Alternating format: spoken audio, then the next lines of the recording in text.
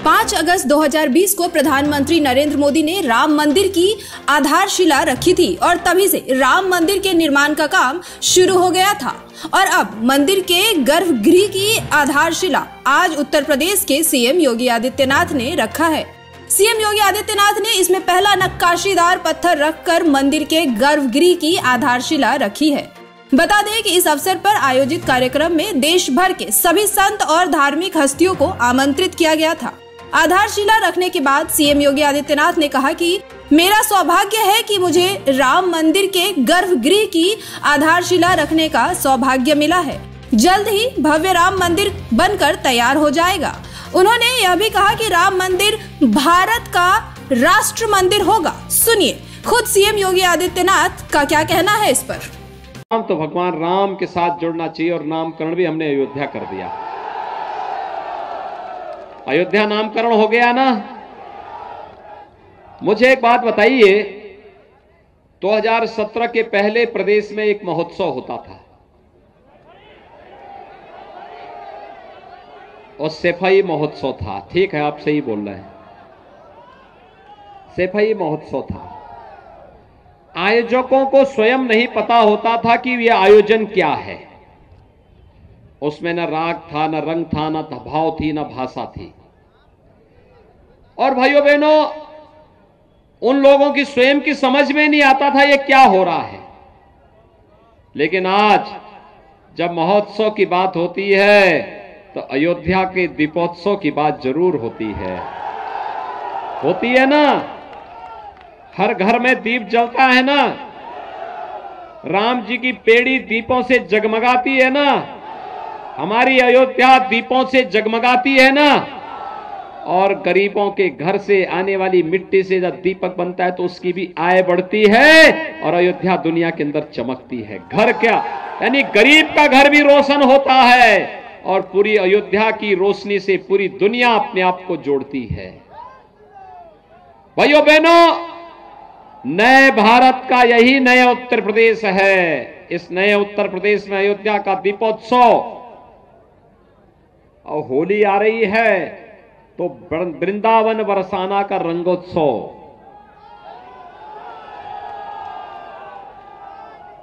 देवताओं की दीपावली कैसे होती है? काशी की देव दीपावली। और कुंभ कैसे होना चाहिए? प्रयागराज का भव्य और दिव्य कुंभ इसका उदाहरण बनता है। ये नया उत्तर प्रदेश है जिसमें अयोध्या को, काशी को, मथुरा को, प्रयागराज को और सभी तीर्थों को संवारने का काम, उन्हें भव्य और दिव्य करने का काम तो हो रहा है, लेकिन साथ साथ सबको सुरक्षा, सबको सम्मान के लक्ष्य को भी प्रदान किया जा रहा है। याद करिए 2017 के पहले क्या होता था? हर तीसरे दिन एक दंगा होता था कि नहीं होता था? हर तीसरे दिन एक दंगा होता था ना। 5 साल में आपने कोई दंगा सुना? आज उत्तर प्रदेश में दंगा नहीं होता है। और जो लोग धमकी देते थे कि अयोध्या में राम मंदिर का फैसला आएगा तो ये हो जाएगा, तो मैं तब भी बोलता था भाई मच्छर भी नहीं मरने वाला है, कुछ नहीं होगा। फैसला दो और अयोध्या में राम मंदिर के निर्माण कार्य को आगे बढ़ाओ। भव्य मंदिर का निर्माण कार्य हो रहा है। ये धमकीबाज, ये जो पेशेवर माफिया थे, धमकीबाज थे, पेशेवर गुंडे थे, 4.5 वर्षों तक बिलों के अंदर दुबके थे। चुनाव की घोषणा के बाद फिर से बाहर आकर के धमकीबाज बन गए, धमकी दे रहे हैं। हमने कहा देखो थोड़े दिन और इनकी गर्मी रहने दो, 10 मार्च के बाद सब शांत हो जाएगा। 10 मार्च के बाद सब अपने आप शांति।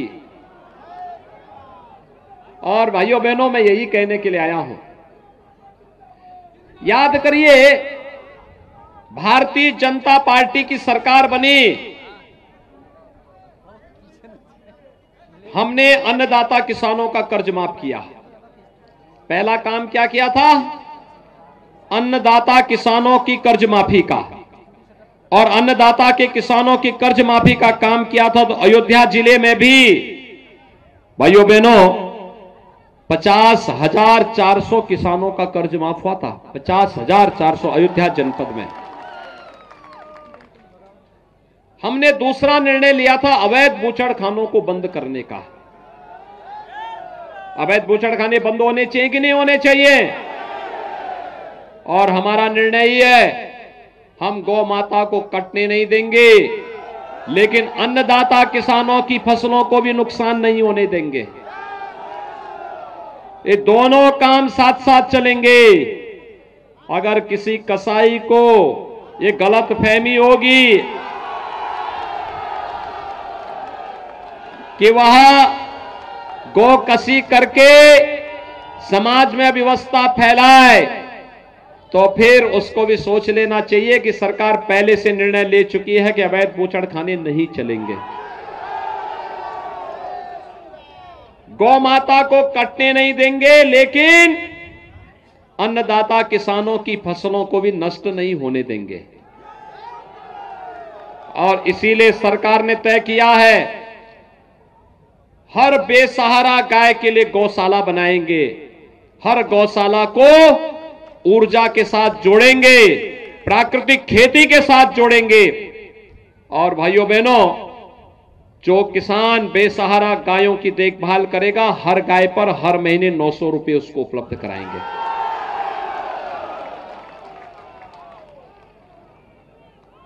गौ माता की भी रक्षा होगी, और साथ साथ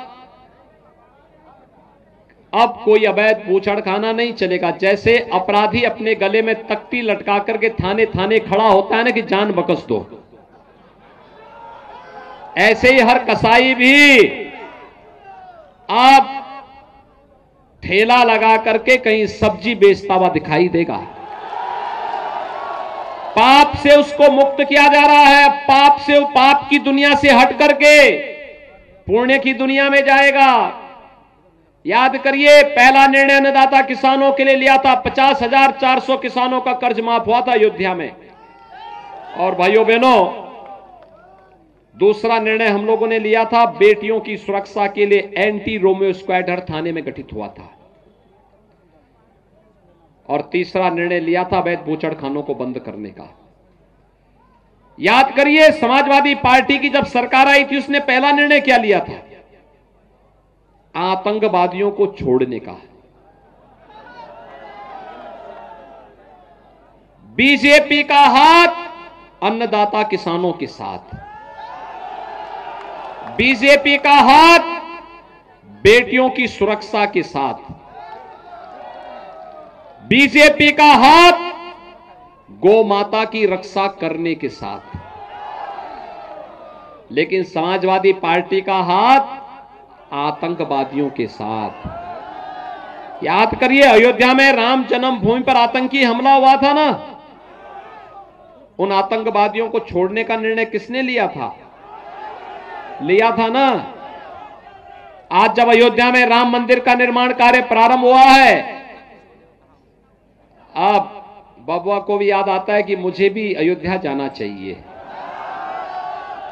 पहले क्या बोलते थे कि अयोध्या में परिंदा भी पर नहीं मार सकता, बोलते थे ना। राम भक्तों पर गोली चलाते थे ना।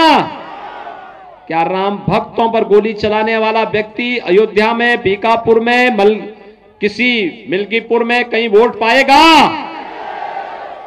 भाइयों बहनों, ये पाप कभी मत करना, कभी मत करना। राम भक्तों पर गोली चलाने वाला व्यक्ति अगर आपसे वोट मांगता है, और भाइयों बहनों, उसको सीधे सीधे जवाब देने की आवश्यकता है। जवाब देने की आवश्यकता है कि ये अयोध्या है। हां, हमने राम राज्य की परिकल्पना को साकार करने की बात कही। भाइयों बहनों, कोरोना कालखंड में आपने देखा होगा, फ्री में टेस्ट, फ्री में उपचार और फ्री में वैक्सीन कितने लोगों ने वैक्सीन ले ली है? सभी लोगों ने ले ली है।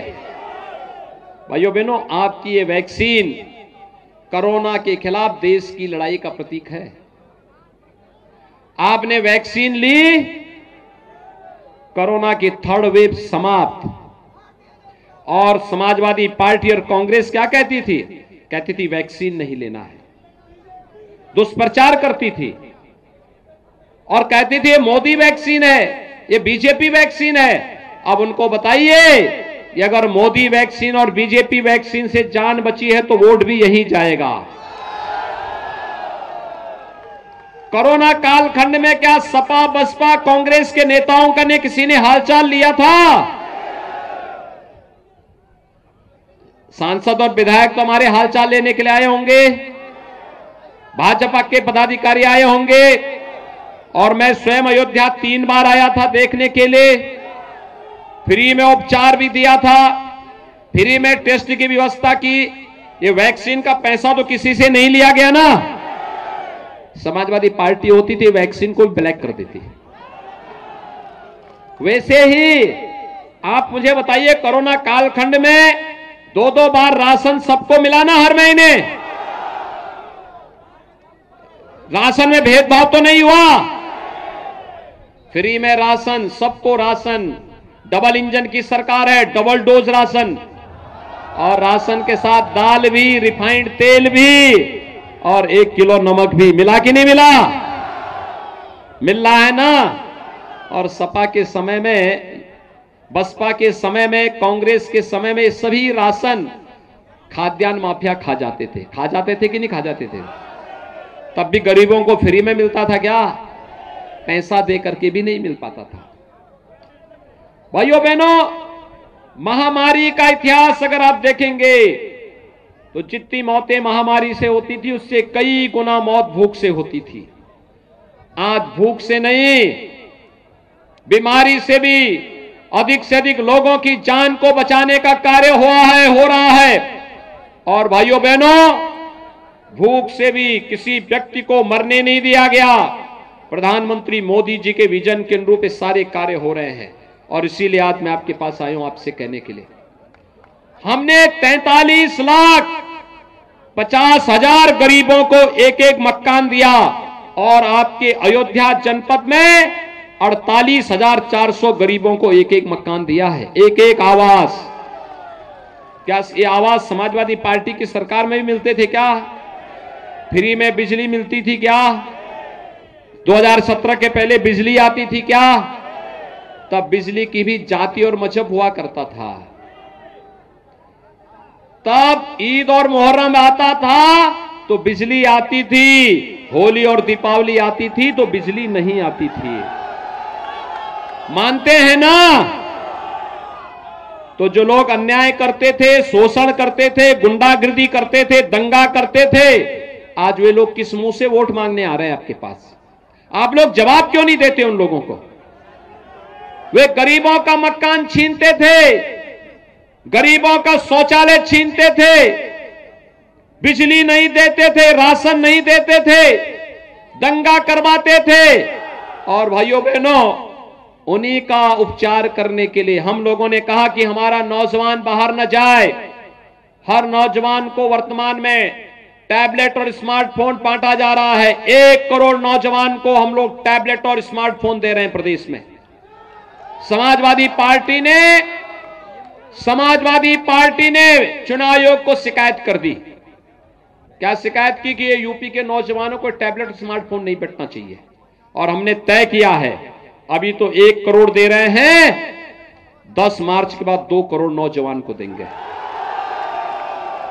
और इसका खर्चा, यानी जो आप ऑनलाइन एजुकेशन के लिए, ऑनलाइन कंपटीशन की तैयारी करने के लिए, ऑनलाइन एग्जामिनेशन के लिए उपयोग करेंगे ना, इसका जो खर्चा, डिजिटल एक्सेस का खर्चा आएगा, ये खर्चा भी नौजवान को नहीं भरना पड़ेगा, यह खर्चा भी सरकार भरेगी। क्योंकि हमने तो एक ही बात कही, सबका साथ और सबके विकास का। लेकिन जो नारा देते थे भाइयों बहनों, जो नारा देते थे सबका साथ और सैफई खानदान का विकास, आज उस सैफई खानदान को परेशानी है नौजवानों को मिलने वाली नौकरी से, उनको परेशानी है यूथ को मिलने वाली सुरक्षा से, उनको परेशानी है नौजवानों को मिलने वाले टैबलेट और स्मार्टफोन से, बेटियों को मिलने वाली सुरक्षा से उन्हें परेशानी है, दीपोत्सव से उन्हें परेशानी है, राम मंदिर बनने से उनको परेशानी है। और भाइयों बहनों, ये जो विरोधी है ना, ये जितने परेशान हो चुके हैं, इन्होंने आपको तरसाया है राम मंदिर के लिए, आज इनको वोट के लिए तरसा दीजिए। तैयार हैं? 10 मार्च को जब रिजल्ट आए, 27 फरवरी को चुनाव में ऐसा प्रयास करिए 10 मार्च को जब परिणाम आए तो सपा के खेमे में केवल और केवल उनके चेहरे पर धुएं धुएं दिखाई दे, बाकी कुछ नहीं दिखाई दे। तैयार हैं? भारी बहुमत से जिताएंगे। अब डॉक्टर अमित सिंह चौहान को एक डॉक्टर आ रहा है, सारी बीमारी का उपचार कर देगा। तैयार हैं? आज से घर घर जाकर के अमित सिंह चौहान बनकर के भारी बहुमत से विजयी बनाने में योगदान देंगे। भाइयों बहनों, अगर अयोध्या में 5 सीट भारतीय जनता पार्टी जीती है, 5 सीट भारतीय जनता पार्टी जीतती है, तो 325 का आंकड़ा हमारा पूरा हो जाएगा। 325 का मतलब एक दमदार और मजबूत सरकार होगी। आप मानते हैं ना, दमदार और मजबूत सरकार चाहिए या दुमदार और मजबूर सरकार? दमदार सरकार चाहिए ना, तो अयोध्या की 5 सीटों पर भारतीय जनता पार्टी जीतनी चाहिए। सभी लोग तैयार हैं? अमित सिंह चौहान को भारी बहुमत से विजयी बना के भेजेंगे, लेकिन इसकी पहली शर्त है चुनाव के दिन पहले मतदान और फिर जलपान। पहले मतदान सभी लोग। तो आज से तैयारी करना प्रारंभ करिए। मेरे साथ दोनों हाथ उठा करके बोलेंगे, जहां तक मेरी आवाज जा रही है, भारत माता की, भारत माता की, भारत माता की, जय जय श्री राम, जय जय श्री राम।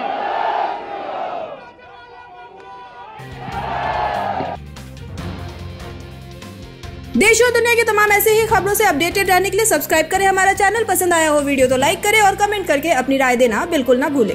शुक्रिया। स्पाइस न्यूज भारत, हर खबर आप तक।